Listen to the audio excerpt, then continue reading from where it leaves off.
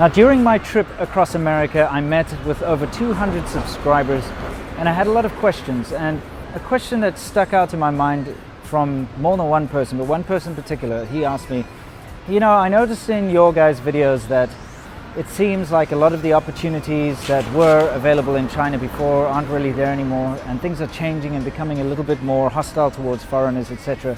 He said, I'm worried, should I still go? Because I plan to go there to do a gap year. I want to go there and explore, and I want to, you know, do what you guys did. And I said to him, absolutely, you absolutely have to come.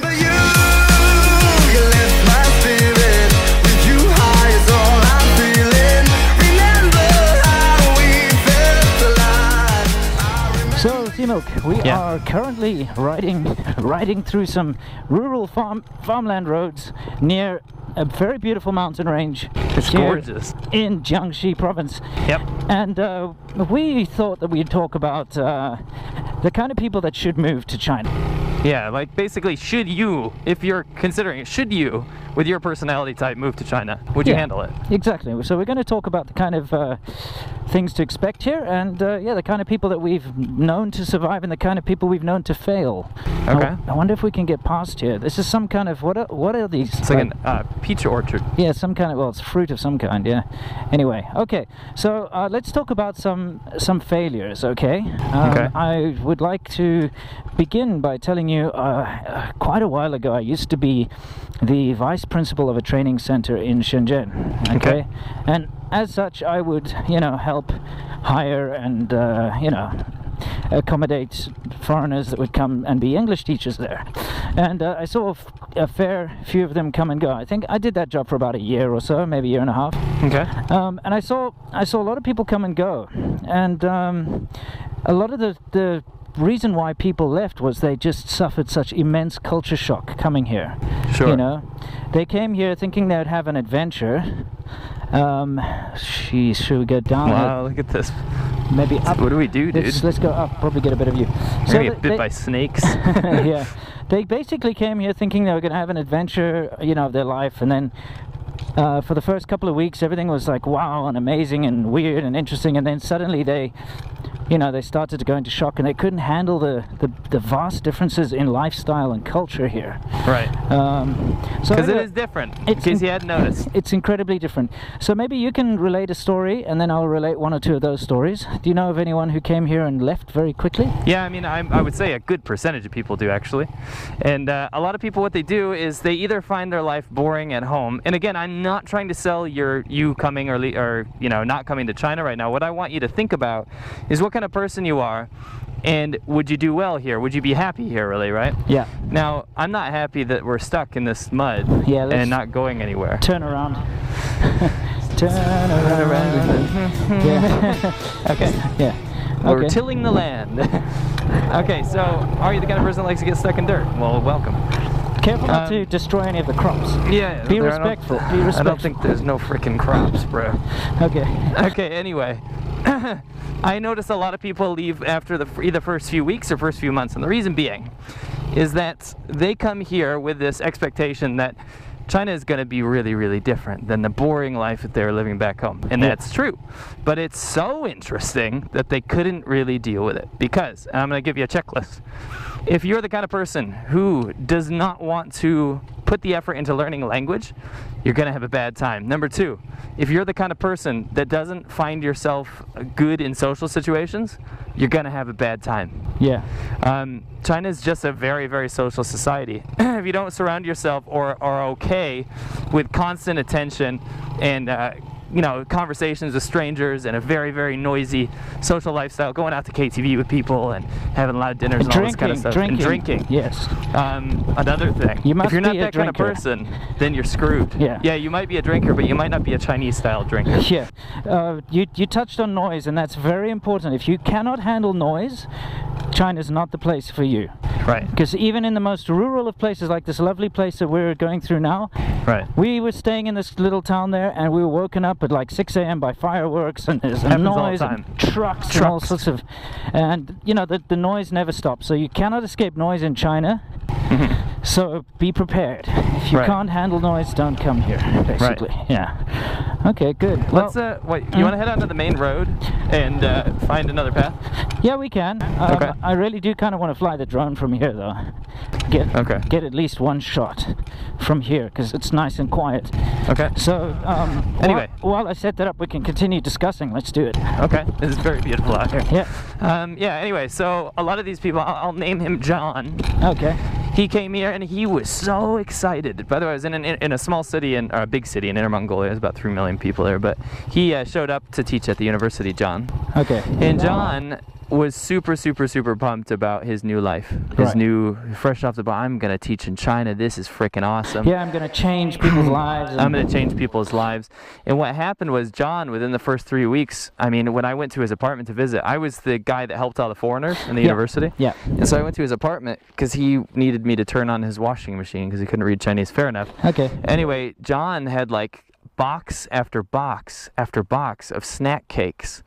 Like empty snack cake boxes, right? Yeah, okay. And I'm like, John, what's up? And he's like, I like these cakes. And I'm like, why don't you go out with some of us and me and my Chinese friends sometimes and go have a meal? And he's like, I don't know if I can handle that food. It seems so different. Like they eat like all kinds of weird stuff, and I just don't like it, you know? Yeah. And I'm like, bro, you're gonna die if you eat snack cakes all you can't day. just eat snack cakes, yeah.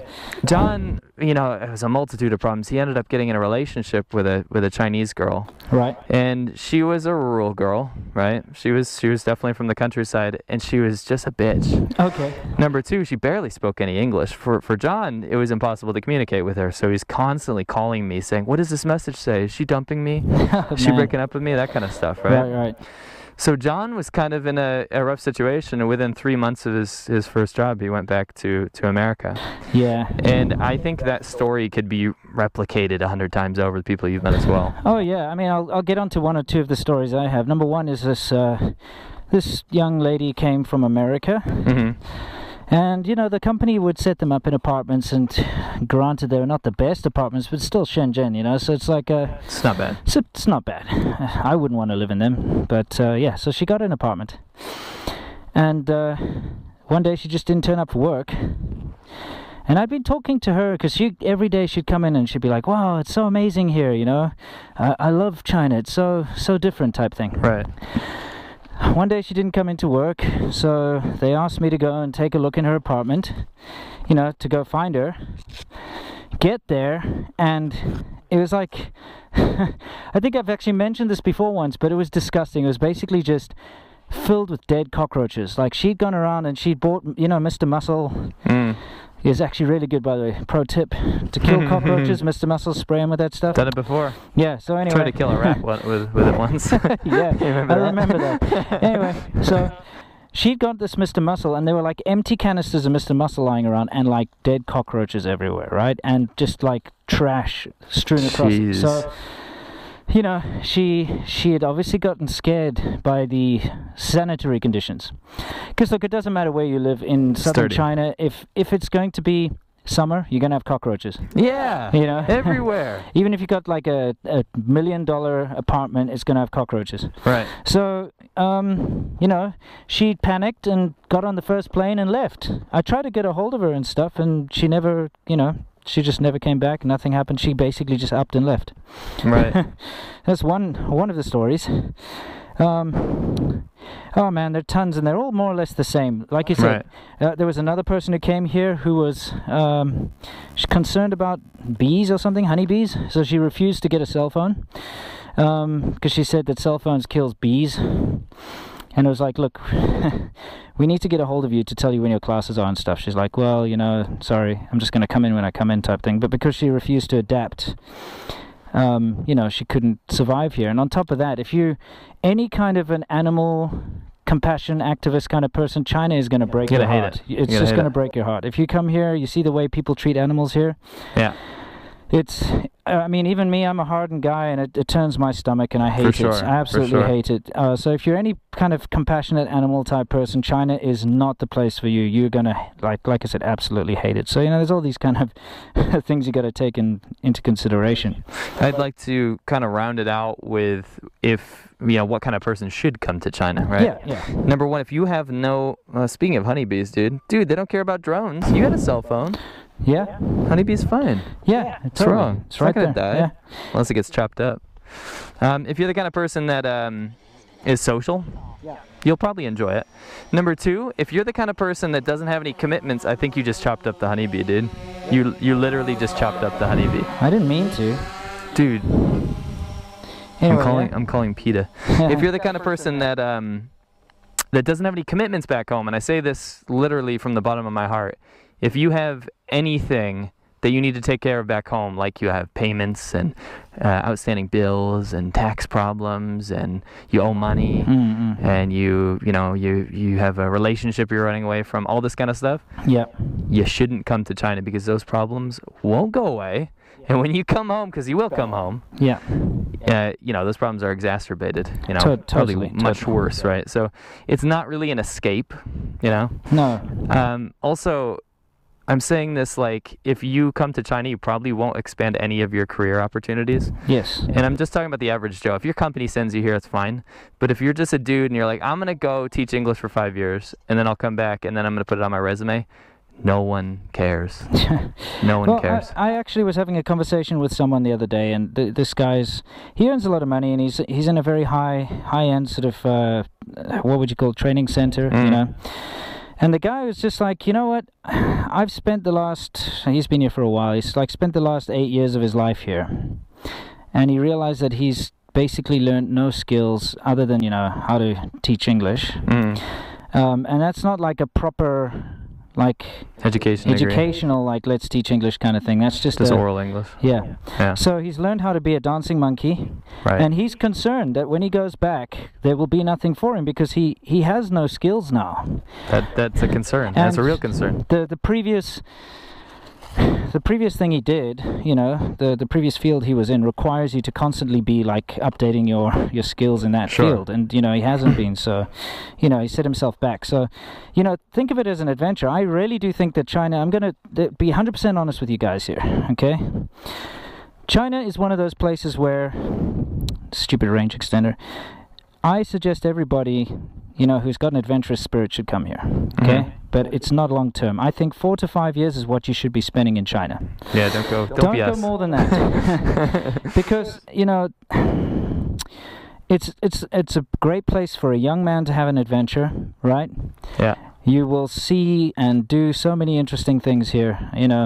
There's a lot to see and do, but it's not the kind of place that a Westerner can make a life. You cannot settle down here. You can't retire. The visa situation's always iffy, And there's a lot of things about Chinese culture which do not agree with Western people. You won't be Chinese. If you haven't seen that video, go check it out. Totally. Anyway, I hope this was informative. I just wanted to, people always ask me, should I move to China? Or I'm really interested in moving to China. I care about my subscribers and our subscribers enough to tell you that sometimes it's not the best idea. I think a lot of people just don't understand what a commitment it is in the beginning and how different it actually can be. If you're coming here for like a gap year to teach English or something, by all means, I think that's a great idea. Go for it. You'll have fun. So my advice is absolutely come here, absolutely have an adventure. You will love it, especially if you're a young man and you want to come over here and enjoy yourself, as in explore a completely different culture, meet people, because Chinese people are so friendly and hospitable in general. Absolutely are. So I know we don't really put that across in our videos enough, but I would like you guys to realize and know that this is genuinely the way we feel and genuinely the way it is. So, C-Milk, anything you'd like to say to our subscribers before we sign off? Whether you are surrounded by phallic-looking mountains or you're sitting at your computer watching our video right now, I implore you to like, comment, and subscribe. Cool. And whether or not you're an adventurous sort or just somebody who likes to coast by in life, it doesn't matter. We love you all the same. Remember, guys, as always, stay awesome.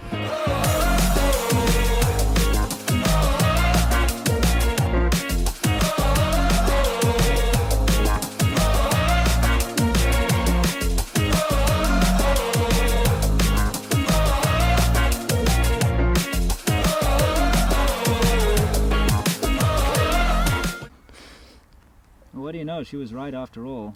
Looks like technology does kill bees. See, there's the bee's head. Oh no! Oh no! Yeah. PETA's after us!